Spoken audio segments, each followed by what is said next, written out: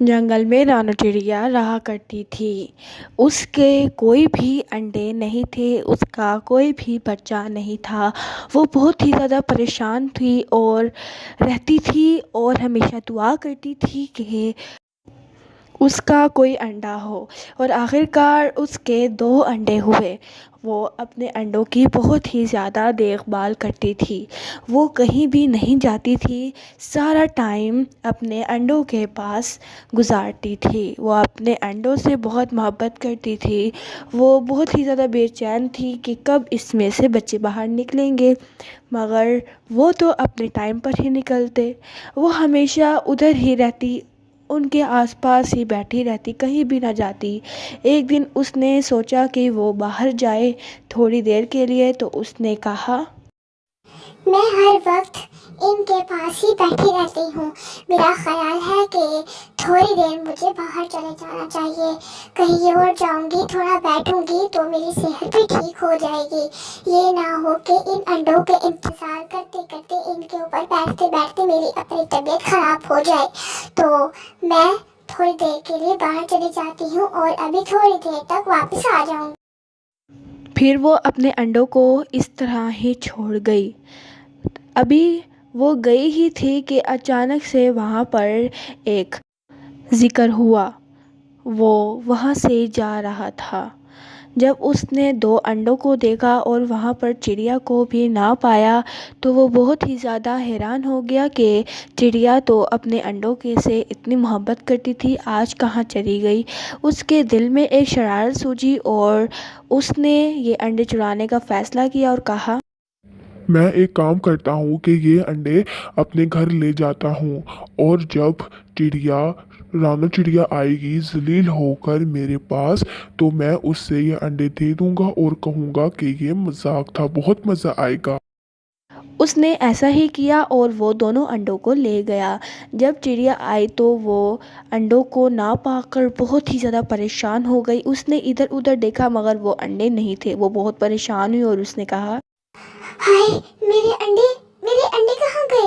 یہ کس نے چڑا لیے؟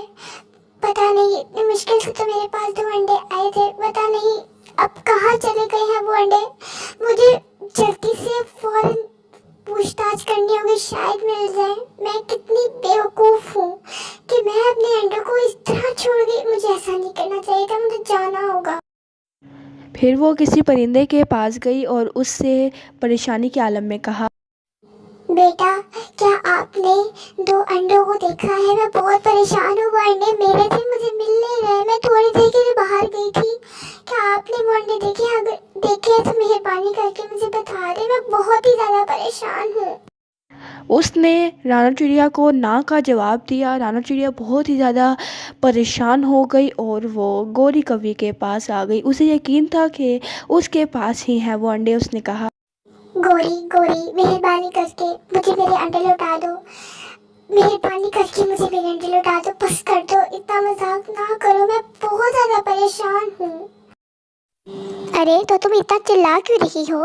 پہلی بات کہ میں نے تمہارے کوئی انڈے نہیں چرائے ہیں، اور اس طرح مجھ سے بات کرنے کی ضرورت نہیں ہے۔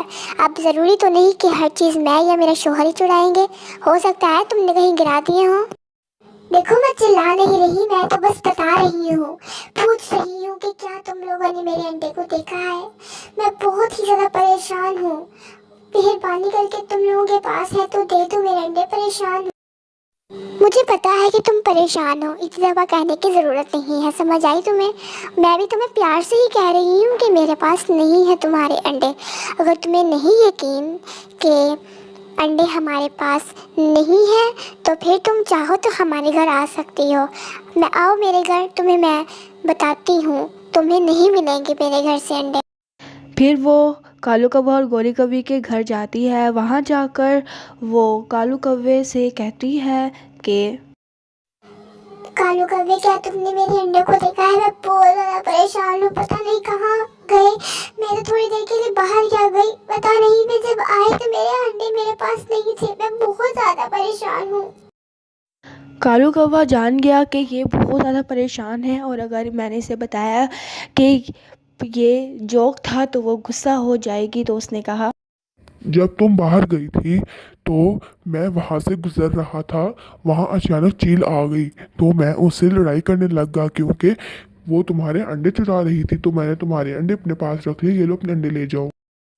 پھر وہ اپنے انڈے لے گئی، وہ بہت زیادہ خوش ہو گئی، اس کی پریشانی بھی ختم ہی ہو